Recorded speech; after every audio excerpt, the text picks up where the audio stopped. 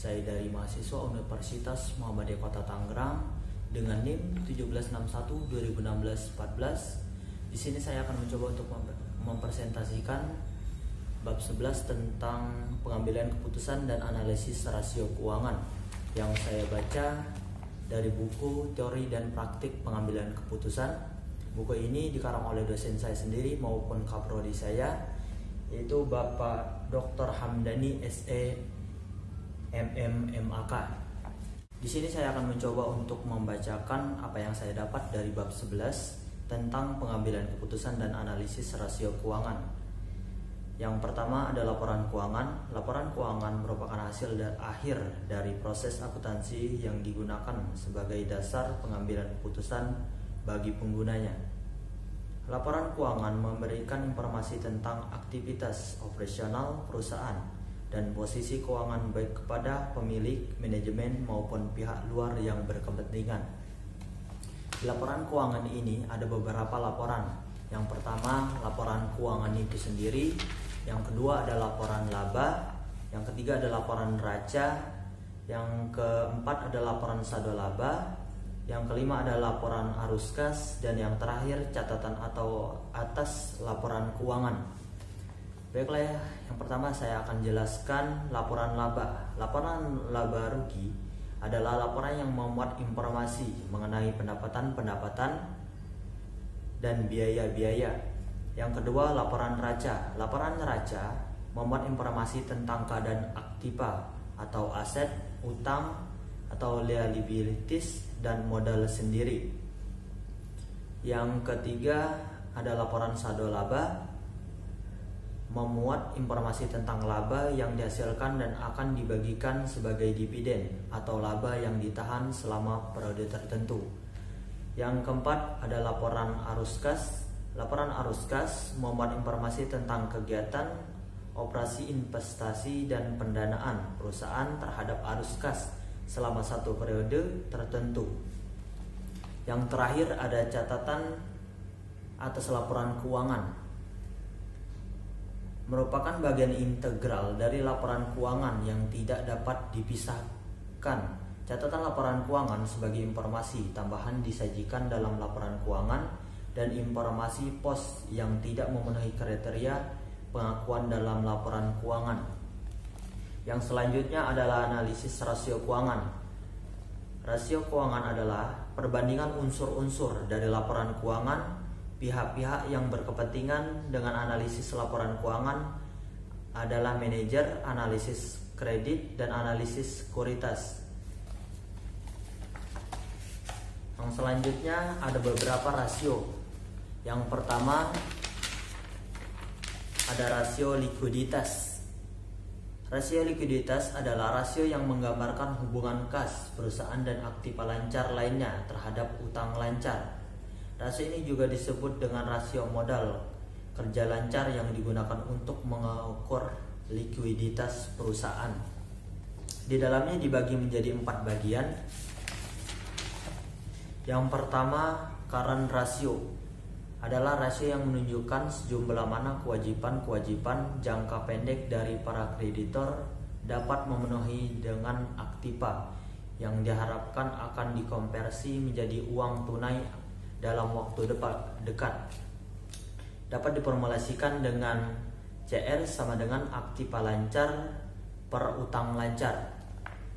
Yang kedua ada quick ratio, adalah rasio yang mengukur kemampuan perusahaan dalam melunasi kewajiban jangka pendek tanpa dikaitkan dengan penjualan persediaan. Dapat diformulasikan dengan quick ratio current asset per current liability. Yang ketiga ada inventory to net working capital, adalah rasio yang mengukur atau membandingkan antara jumlah persediaan yang ada dan modal kerja perusahaan. Dapat diformulasikan dengan inventory to NWC sama dengan inventory per current asset dikurang current liability. Yang keempat ada cash ratio, merupakan rasio yang mengukur seberapa besar uang kas dan setara kas yang tersedia untuk membayar utang. Dapat diformulasikan dengan cash ratio sama dengan cash or cash equivalent per current liability. Terus yang selanjutnya ada rasio solvabilitas, merupakan rasio yang digunakan untuk mengukur sejauh mana aktiva perusahaan dibiayai dengan utang. Di dalamnya ada beberapa bagian. Yang pertama, debt to asset ratio adalah rasio yang digunakan untuk mengukur perbandingan antara total utang dan total aktiva.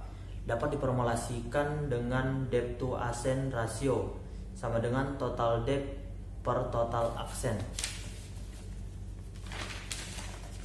Yang selanjutnya ada debt to equity ratio, merupakan rasio yang digunakan untuk mengetahui perbandingan antara total utang dan modal sendiri.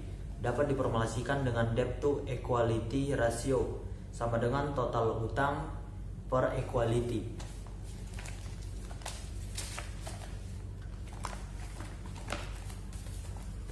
Yang selanjutnya long term debt to equity ratio adalah rasio antara utang jangka panjang dan modal sendiri. Dapat diformulasikan dengan LTDR sama dengan long term debt per equity. Kemudian current liability to net worth adalah rasio antara hutang lancar dan modal sendiri. Dapat diformulasikan dengan current liabilities to equity sama dengan current liabilities per equity.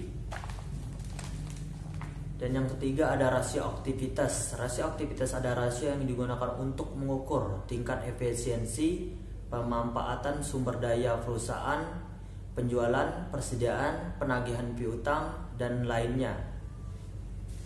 Di dalamnya ada beberapa bagian. Yang pertama, perputaran piutang adalah rasio yang digunakan untuk mengukur berapa lama penagihan piutang selama satu periode atau berapa kali dana yang ditanam dalam piutang ini berputar dalam satu periode. Dapat diformulasikan dengan receivable turnover sama dengan penjualan kredit per rata-rata piutang.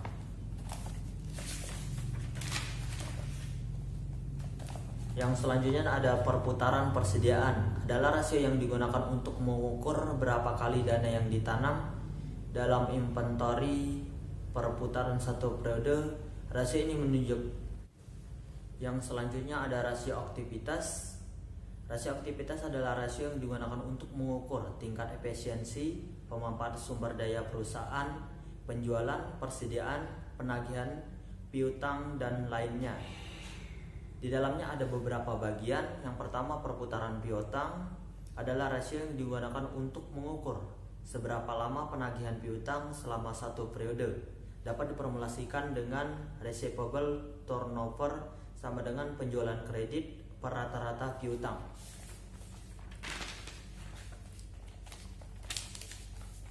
Yang selanjutnya, perputaran persediaan adalah rasio yang digunakan untuk mengukur seberapa kali dana yang ditanam dalam inventory ini berputar dalam satu periode.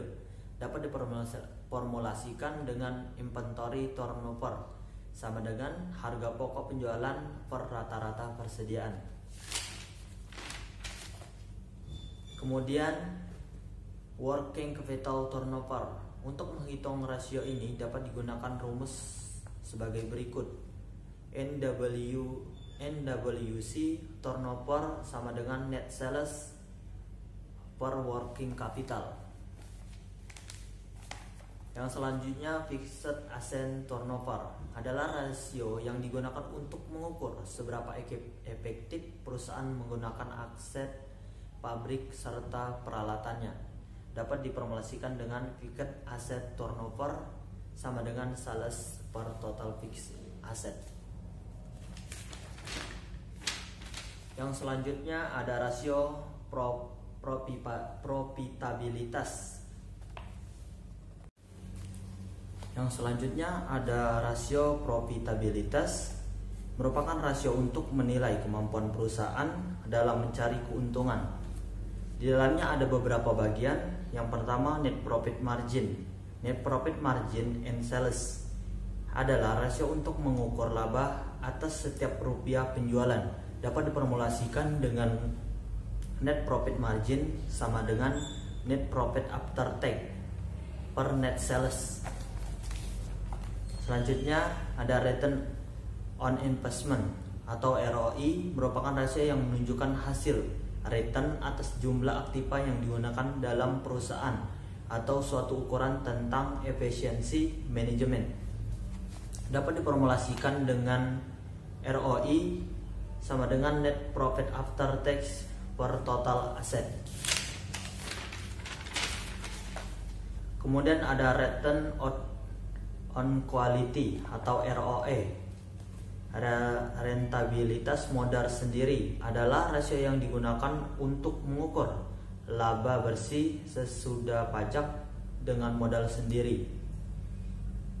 Dapat diformulasikan dengan ROE sama dengan net profit after tax per equality. Dari materi yang saya sampaikan,